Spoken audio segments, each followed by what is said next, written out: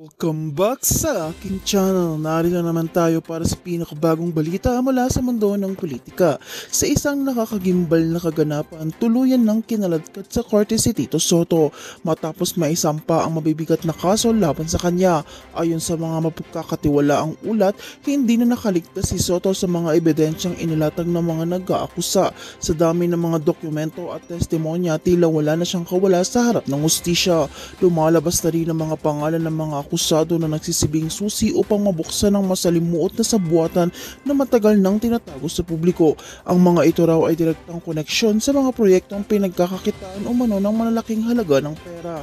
Isa-isa nilang nagsilabasan upang ibunyag ang mga madidilim na sekreto na nag-uugnay kay Soto. Sa loob ng korte, naramdamang tensyon habang inilalatag ng mga abogado ang mga matinding ebidensya. Maging ang publiko ay hindi makapaniwala ng isang kakilalang personalidad ay kakaharap sa ganitong kalagayan. Maraming netizen ang nagulat at nagsabing wala talagang lihim ang hindi nabubunyag. Ilan ng mga saksi rin ang nagsalita at idinetalye kung paano naipasok at naipasa ang mga transaksyon na nagdulot ng malaking pagkalugi sa bayan. Ang kanilang mga testimonya ay nagpapatibay pa sa kaso at nagbibigay ng malinaw na larawan ng sentimatikong pagkilos ng mga sangkot. Samantalang ang kampo ni Soto ay todo tanggi at sinasabing pawang kasinungalingan ang mga paratang laban sa kanya. Subalit hindi maitatago ang kaba ng kanilang panig lalo na't sunod-sunod at ang paglabas ng mga dokumentong nag-uugnay sa mga transaksyon. Ayon sa mga tagapagtanggol niya, nagpupumilit na maibasura ang kaso ngunit tila hindi na ito uubra. Nagbigay din ng pahayag ang ilang personalidad na nagsasabing ito na ang simula ng paglilinis ng hanay ng pamahalaan at ng mga dating opisyal. Ani nila, mahalaga ang kasong ito upang magsilbing babala na walang sino man ang higit pa sa batas, gaano man siya ka-powerful o kasikat. Sa uli, malinaw na ito na ang pinakamalaking pagsubok sa kinakaharap ni Tito Soto sa kanyang karera. Habang patuloy na lumalabas sa mga akusado, sumasalang sa korte, mas nagiging matibay ang paniniwala ng bayan na hahantong ito sa isang makahisayang desisyon. Ang tanong lamang ngayon, hanggang saan naabot ang tapang ni Soto sa laban na ito, laban sa katotohanan. Kaya manatili kayong nakatutok dito sa akin channel. Sa bawat pag-ikot ng kaganapan, kami ang iyong magiging sandigan sa walang kinikilingang impormasyon. Huwag kalimutan i-like, i-share at i-subscribe para lagi kayong updated sa mainit na balita mula sa mundo ng politika.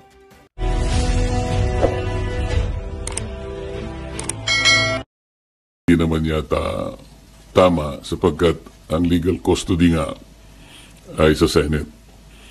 Ang sabi ko ay mukhang may sablay doon sapagkat una, yung kondisyon na ibinigay mo hindi tinupad. Pangalawa, kapag yun ay pinanatili mo sa Quezon City, sangayon na rin sa kanyang declaration, natatakot siya na pag ibinalik siya sa Senado, manganganib ang buhay niya. Parang binibigyan natin ng credence. Parang pinaniwalaan natin siya. Sa mga tweet, pagka siya'y nagsasalita rito sa Senado, parang hindi siya pinaniniwalaan. Pag nagsalita siya sa House of Representatives, tiwalang-tiwala ng kanyang sinasabi, puro totoo. Samantalang, puro siya kasinungalingan din naman ang kanyang sinabi. At nung kami magkaroon nga ng konting huddle nung bumaba siya sa session hall, sinabi ko sa kanya, Mr. President, dapat naman sana nakonsulta mo naman ako kung siya ay tuluyan mong ilalagak sa pangangalaga ng custodial center ng Quezon City. Bakit ko naman gagawin? Sabi niya, ako naman ang Senate President. Nakalimutan po niya na meron po tayong tuntunin sa Blue Ribbon Committee. Ito po ay nasa Article 6, Section 6, Paragraph C ng rules ng Blue Ribbon Committee. Kailangan po malaman ninyo. Ang sinasabi po ron, yung witness na cited in contempt may be ordered to be detained in such a place as may be designated by the committee alone. Meron pong option doon or with the concurrence of the Senate President.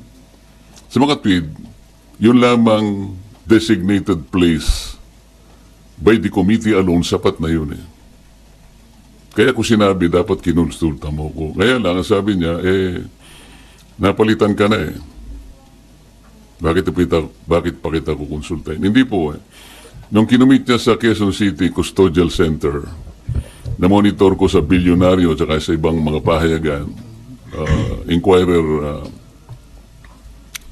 mga 2:15, 1:30 to 2:15 p.m. ang nakalagay sa mga dyaryo. For the record, nung ako po napalitan is about 5:24 in the afternoon. So ako pa rin ang chairman. So gusto ko lang linawin yun. Ang pangalawa po rito ay yung aking sulat sa DOJ na bilang nananatiling chairman noon ng ating Blue Ribbon Committee, nirekomenda ko po na siya ay makapag-apply sa Witness Protection Program. Sangayon po sa Republic Act 6981. Kasi po sinasabi rin po sa Section 4 na sinasabi na sa kaso ng legislative investigation in aid of legislation, yung witness po upon his express consent ay pwede siyang ma-admit into the program upon the recommendation of the Legislative Committee where his testimony is needed. So yun po yung aking ginawa. Ibig sabihin, lahat po ng aking ginawa na aksyon ay naaayon naman sa batas na umiiral. Provided that the recommendation is approved by the Senate President. Hindi nga po niya inapprove, kaya po yun ang tinanong ko sa kanya noong September 9 na po yata yun na nagkaroon kami ng session. O September 10 na po yata yun. Ang sabi niya, kaya hindi niya inapprove, nabasa niya yung sinabi ng SOJ na kinakailangan ng mga diskaya ibalik nila yung kanilang nakuhang hindi kanila. Yun ang magiging policy ng DOJ para sa ganoon ay ma-approve yung kanyang aplikasyon under the WPP. Nagtaka nga po ako kung bakit ganoon ang sinabi ng ating SOJ sapagkat linggo, isang araw bago pasimulan natin yung pangatlong investigation, nagkausap po kami.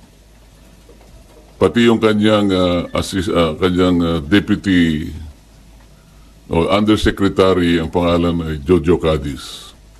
Nakausap ko yun ng mga ilang araw, siguro Biyernes hanggang Sabado. Sinasabi ko sa kanya yung maaaring merong lumabas sa mga contractors na kasangkot dito sa aming pag-iimbestiga sapagkat nagpapadala sila ng feelers na maaaring may magsabi and they will come into the open. So I was looking at the possibility of granting them provisional immunity. Ang sabi naman nung Yusek Cadiz, mabuti po kanya i-repair ko rin sa ating SOJ. Sabi ko, tama-tama yan. Hanggang sa araw nga ng linggo, nagkausap kami personal. At tahasan niyang sinabi sa akin, pwede yan, sabi niya sa akin. Alam niyo naman si Secretary Boying Rimulya, matalik kong kaibigan yan, matagal kami nagsama sa House of Representatives. So pinanghawakan ko yung kanyang sinabi sa akin. Alam mo naman kanya, ang Senado'y kabatakan natin yan, lalong-lalo na sinusulong natin yung Whistleblowers Act. Sige kanya, panindigan natin yan. So matibay po yung aking paniwala, malakas ang aking loob, kaya sumulat nga ako at inirekomenda ko nga na siya mapa sa ilalim itong mag-asawang diskaya sa Witness Protection Program. So ako'y nalulungkot kung bakit ginawa yon. Nagpahayag ng gano'n ang ating Secretary of the Department of Justice. At yun naman ang ginawang basihan ng ating Senate President na hindi nga niya pwedeng pirmahan yung aking sulat.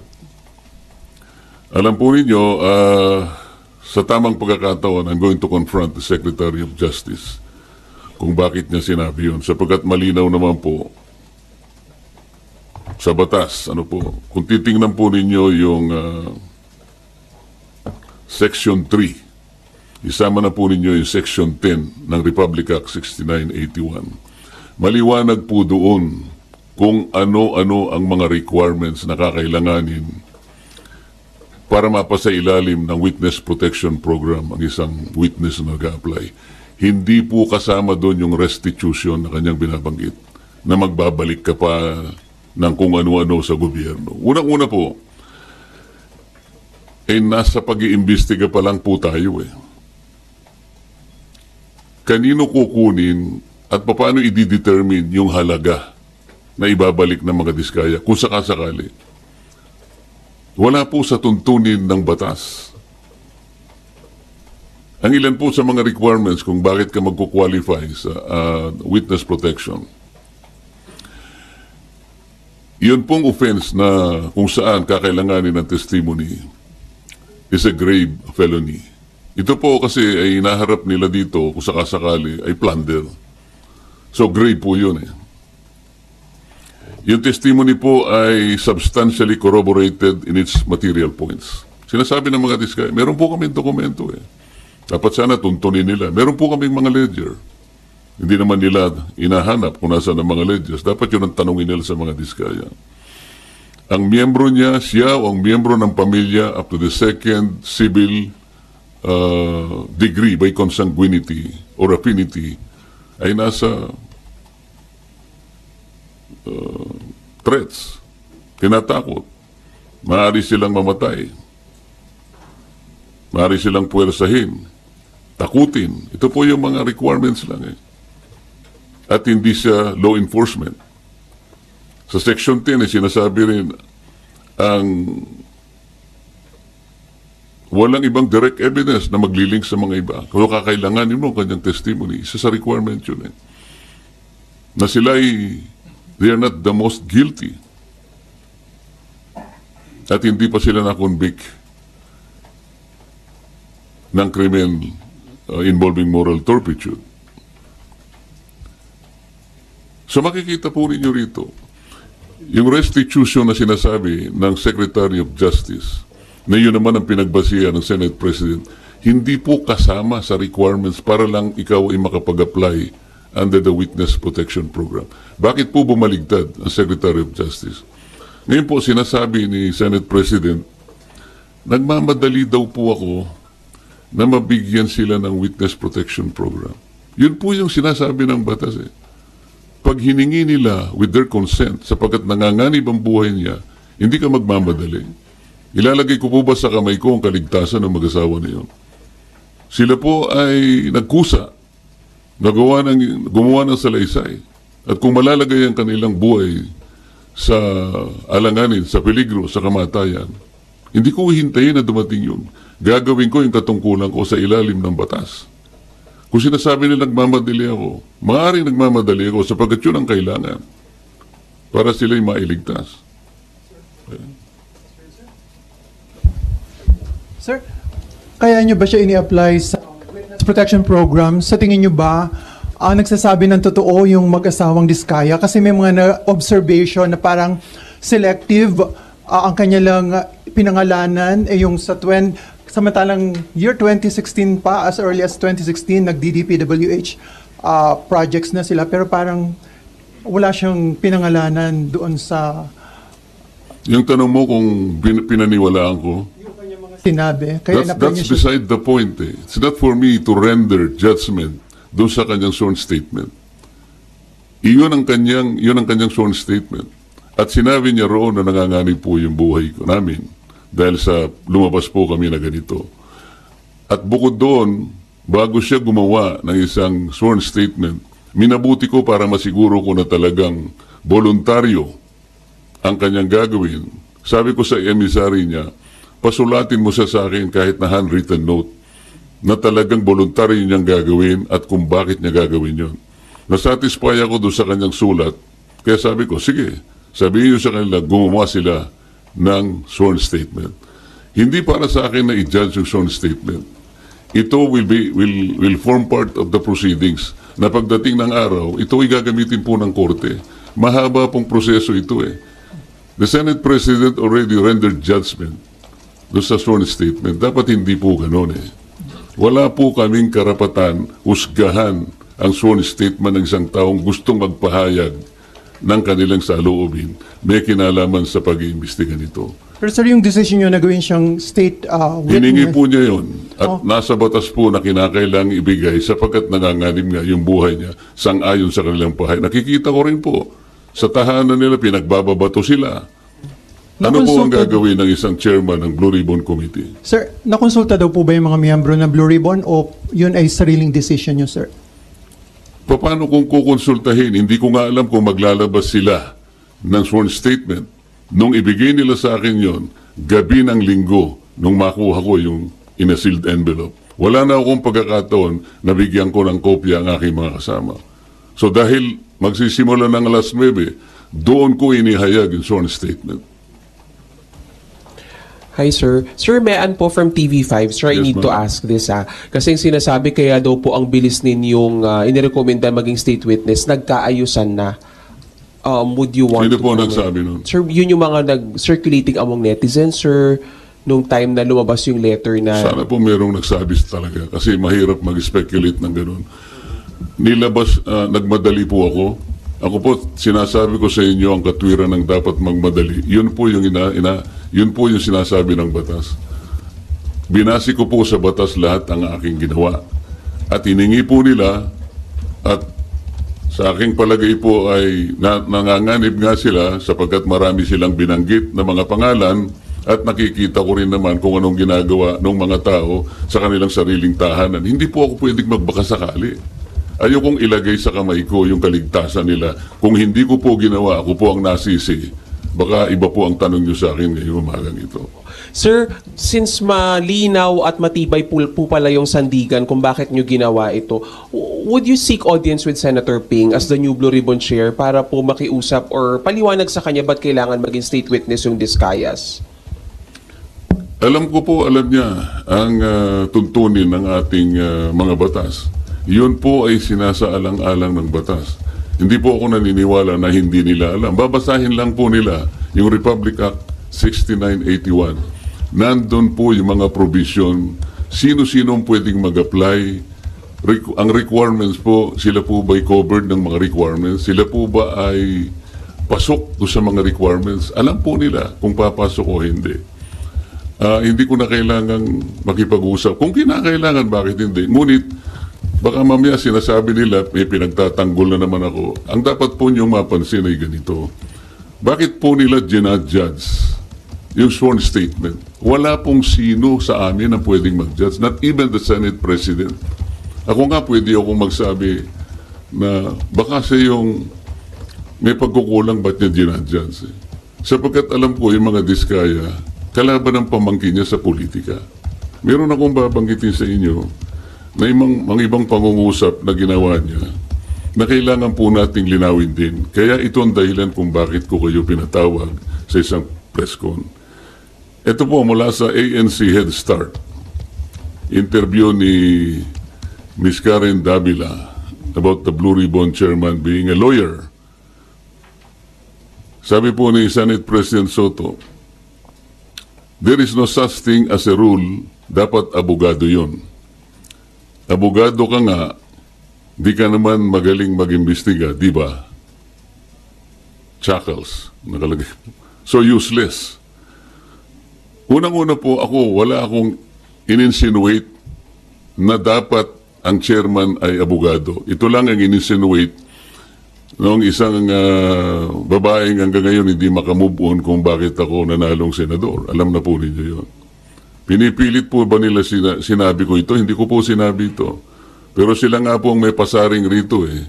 Abogado ka nga, hindi ka naman magaling mag-imbestiga, di ba? Saan po nila nakuha yun? Sino po ba yung magaling? Bakit tayo magkukumpara? Ito po po sinabi niya, September 10, 2025, sa totoo lang, 1PH, Job Francisco, Chicky Verhel, Cheryl Cosim, SP Soto, may suspetsa na kami na inedit yung affidavit ng Diskaya. How can the Senate President say this? What is his basis for doing this? This is a serious charge. Sino po ang nag-edit? Ako po ba pinatutungkulan niya? Sir, isa na lang from my end. Sir, yung doon lang sa Camp Crame, sabi nyo sablay na binalik doon si Bryce, pero ngayon nasa Pasay City Jail, you're okay with that, sir? Alam mo ako, hindi ako pala away. Ang gusto ko lang kasi, the processes of the Senate and the integrity of the inquiry will not be compromised. ang legal custody nasa Senate. Ang kondisyon na binigay ng Senate President ibalik sa Senado. How come nag-relent siya sa request ng Speaker of the House of Representatives? Inconsequential yung request. The House of Representatives has nothing to do with the custodial authority of the Senate. Makukompromise tayo. Ngayon, nung sinabi nila na okay na ba sa'yo, nailagay na lang natin sa Pasay City. Para sa akin, okay na rin. The Senate is under the jurisdiction of Pasay City. Para lang ma-preserve natin, the semblance of authority of the Senate cannot be compromised in any manner. Yun lang ang point eh. Ang dami po nilang sinasabi rito eh. Very debuts, September 14, 2025, via Twitter. Wala pang hearing ang Blue Ribbon. Ano ba nangyari? Malalaman natin sa Blue Ribbon kay Senator Lacson, meron siyang investigasyong ginagawa tungkol dyan. Ibig ba sabihin, will they investigate the Discayas kung ba't sila gumawa ng sworn statement? Yun ba yung gagawin?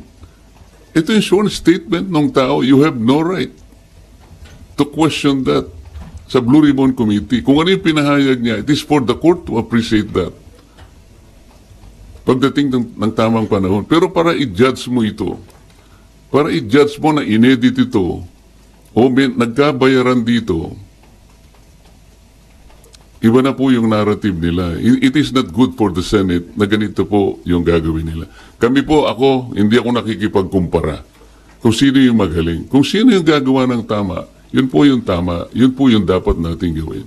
Kahit kailan, hindi po ako nakipagkompetensya kung pag-uusapan yung pagganap ng tungkulin bilang isang senador. Ang Blue Ribbon, wala na hong obligasyon na i-verify yung veracity ng sworn statement ng isang testigo. Kasi di ba binibet po yun bago para tanggapin or hindi? Kasi pwede magamit ang Blue Ribbon kung nagsisinungaling po yung witness. It is for the court to appreciate that. Kami po, kung ano yung binigay nila, tatanggapin po namin yun. Yun po yung risk nila. Ang usapan dyan, kaya mo ilalabas yan ang totoo. Yan ay yung sarili mong, voluntaryo mong ginawa. Sila lang makakapagpasya nun. At pagdating po ng panahon, nakakailanganin lahat ang pag-imbestiga niya. Sa tamang panahon, ang korte lang pong magbe-verify yan. Haharap sila sa korte. Ang korte po ang makapagpapatunay. In the final analysis, the court will be able to determine kung tama o hindi yung kanyang sworn statement. Marami pong paraan para yun po ay malaman natin. Pero hindi po ang Blue Ribbon, kasi po ang Blue Ribbon, kung titingnan po niyo yung tamang direksyon niya, in aid of legislation lang po ito eh. Pagdating ng araw, yan pong mga prosecutorial actions na yan, sa korte na po lahat pupunta yan. Kung makukumpleto po yung committee report, lahat po yan papunta na po sa prosecution at finally to the courts of law. Pero sir, kahit in aid of legislation, hindi ba may obligation kayo na alamin yung kung totoo lang, kumbaga yung mga sinasabi ng mga witness? Di ba? Paano po namin, ako po bilang ako, paano ko alamin, sasabihin ko sa kanya, mali itong ginawa mo. Kami nga ang naging carrier sa kanila para lang tulungan ng Estado, para tulungan ng gobyerno. Kung ano po yung nalalaman ninyo, kasi hindi namin lahat magagawa ito. Kaya nga mayroong witness protection program. Sa akala nyo ba, mayroong magsasabi kung sinong mga senador at sinong mga congressmen ang sangkot dito kung wala kang gagamitin under the witness protection program? Sir, So sir, paano yung in aid of legislation kung makakuha kayo ng impormasyon na mali naman pala? Ang in aid of legislation po, ang tinitingnan namin, yung sum total po ng pagsasabi nila at pagdedeklara nila before the committee. Halimbawa po ngayon, para ipakita ko lang sa inyo, ano na po ang naisip naming legislative measures. Sa 3 hearings po na nagawa ng Blue Ribbon Committee, halos 14 na po na legislative measures ang aming naiisip na i-propose. Unang-una, amendment to the procurement law, Republic Act 9184 as amended by Republic Act 12009. Ano po ang gagawin doon? yung transparency and monitoring po, lahat ng mga magre-require ng digital geotagging, drone monitoring at satellite validation, kailangan na meron na po yan. May accountability and sanctions. Merong risk management na amendment po nitong ating procurement law. Number 2, amendment of the anti-graft law. Ito po ay mag-i-include ang additional penalty, perpetual blacklisting in case of corporations or entities involved in corrupt practices or plunder. Number 3, amendment to the contractor's licensing law. Ito ng PICAB. Isasama dyan ang divestment requirement, conflict of interest, provisions, and penalties. Ito po, yan. Number 4, amendment to the witness protection law.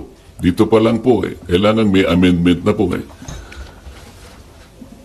Number 5, amendment to the AMLA. Nakikita po ninyo pati yung ating mga casino ginagamit na laundry areas na po yan. So mandatory na pre-award vetting ng contractors, subcontractors for government infrastructure projects exceeding 50 million. At marami pa po ito.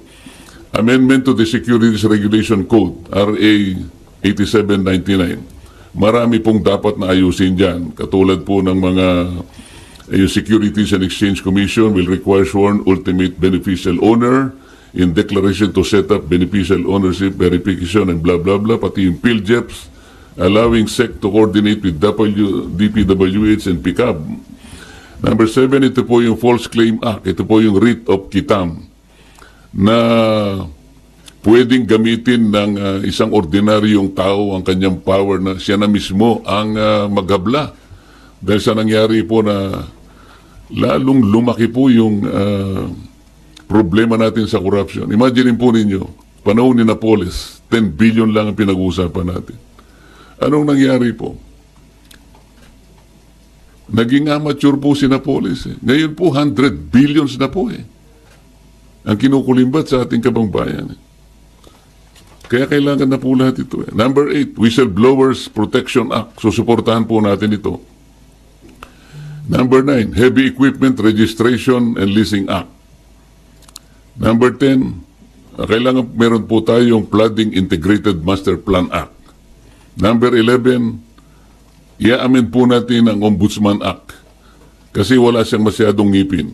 Halimbawa, i-amend natin ang Section 15 to include recovery or consideration made to any government official or employee regardless of the nature of their position, whether appointed or elected. Ito po yung isa pang maganda. Amend Section 21 that despite exception to the disciplinary authority of the Ombudsman, a recommendation for immediate action shall be made by the Ombudsman to the appropriate Ethics Committee in cases involving members of Congress upon establishment of the sufficiency of the complaint. Kasi sa present law ng Ombudsman, hindi po kasali ang members ng Congress. Number 12, amendments to the Government Auditing Code. Yung COA, dapat, wala pong ngipin ng COA Kung titignan nyo, Presidential Decree 1445, ang sinasabi dyan, kailangan preventive ang audit. Paano kayo makakapag-prevent po ng pagnanakaw sa mga ating mga projects at sa lahat ng gawain kung post-audit lahat? Na nakulimbat na yung pera. Pagkatapos mag-audit siya, post-audit, sasabihin niya, notice of disallowance. Nakakita na po ba kayo na pagkakataon o kahit anuman, sa lahat ng notice of disallowance na inisyo ng COA, maliban lang so nag-volunteer na magsoli ng paunti-unti, yung malakihan po na notice of disallowance, meron pa pong napakulong? Meron silang nasingil? Meron po ako na monitor 100 billion sa SBMA, naging final and executory, umabot ng Korte Suprema. Final and executory. Hindi pa po nakolekta ng COA hanggang ngayon. Walang kang ngipin-ngipin. Ito po yung gusto naming gawin lahat. After 3 investigations, pati Civil Service Commission po, kailangan po nating i-amend na yung sinasabi na 6713, yung Code of Conduct and Ethical Standards of Public Officials. Halimbawa po yung Section 8. Lagyan natin ng provision that the public has the right to know the assets, liabilities, net worth, and financial and business interests of any public official or employee, including those of their spouses or unmarried children under 18. Ito po importante dyan. However, public access of these SALN documents remain limited. Sa ngayon, kaya pinopropose natin that the SALN of members of Congress be made available to the public through the official website of the Senate and the House of Representatives. Para sa ganun, makuha nyo na kagad, hindi susulat ka pa. Kung ayaw niya, hindi mo rin makukuha. Very, very limited ang access po ninyo. Pang-14, i-abolish po natin yung River Basin Control Office. Ito po parkingan po ng mga pinopload na mga opisyales na wala namang ginagawa. Isip-isipin po ninyo, 2006 nagawa itong opisinang ito under the DNR. Siya ang dapat mag-integrate ng ating 18 existing river basins in this country. Wala silang nagawa kahit isa. Puro pangwawaldas lang ng sweldo. Nagsusweldo na walang ginagawa. Ito po yung gusto namin gawin. After 3 hearings, 14 na po ang measures na naiisip namin na dapat nating isulong para sa ganun itong mga nangyayaring ito kahit papano ma-address na po nating lahat. Sir, may sinasabi po si Senator Ping na imbes na WPP, why don't we consider legislative immunity daw po muna para pwede pa rin mag-tell all the Discayas and other witnesses pero hindi magagamit to laban sa kanila. Sayang naman yung batas, di ba? Ba't natin ginawa yung batas kung hindi natin? Okay lang yung sinasabi niya, pero ito batas na ito eh. Wala namang kasiguruhan yung legislative custody. Samantalang ito batas na umiiral, ba't hindi natin paganahin?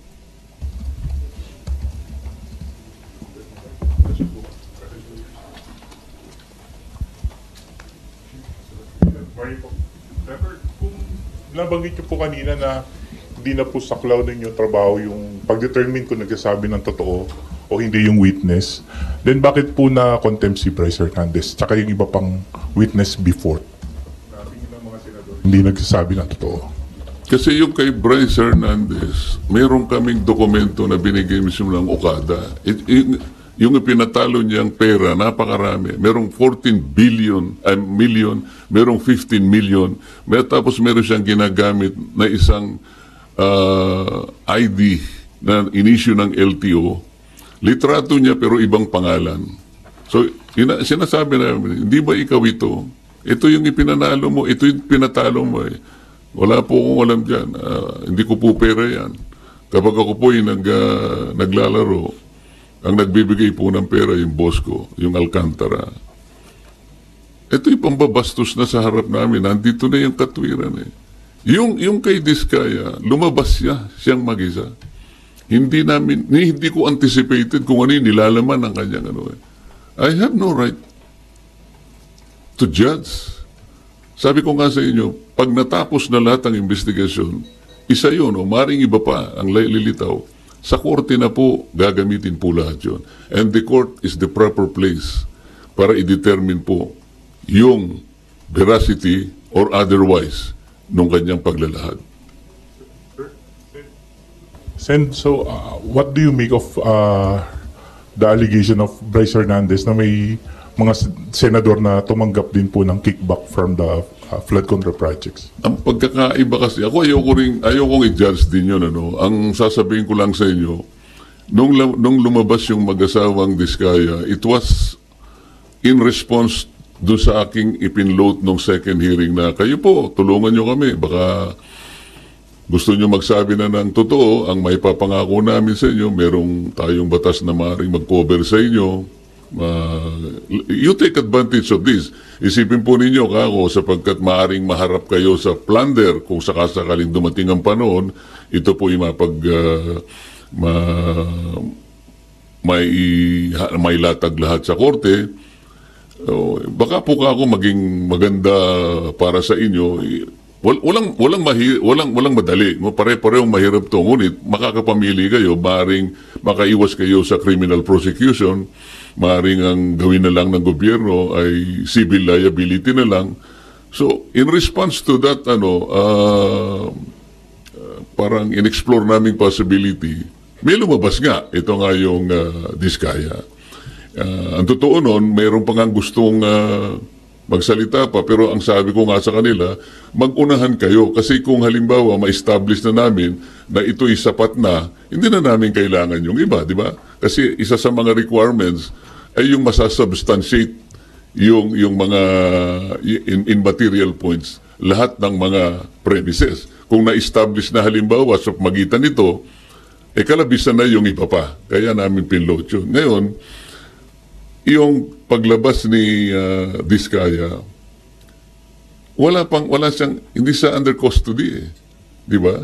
So, inaakala namin, voluntary talaga. Tsaka sumulat siya sa akin, talagang voluntaryo. Inamin niyang voluntaryo sa sarili nila na gumawa ng pagsasalaysay. Samantalang si Bryce Hernandez, under sa custody na siya ng Senate.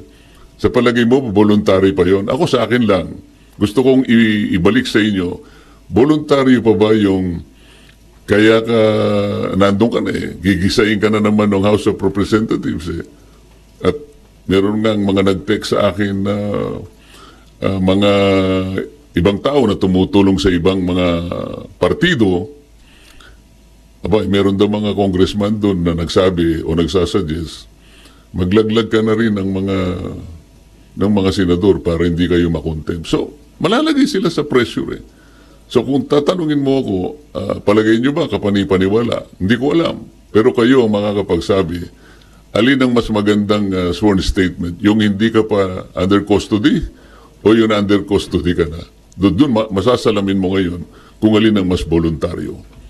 Alin ang mas totoo.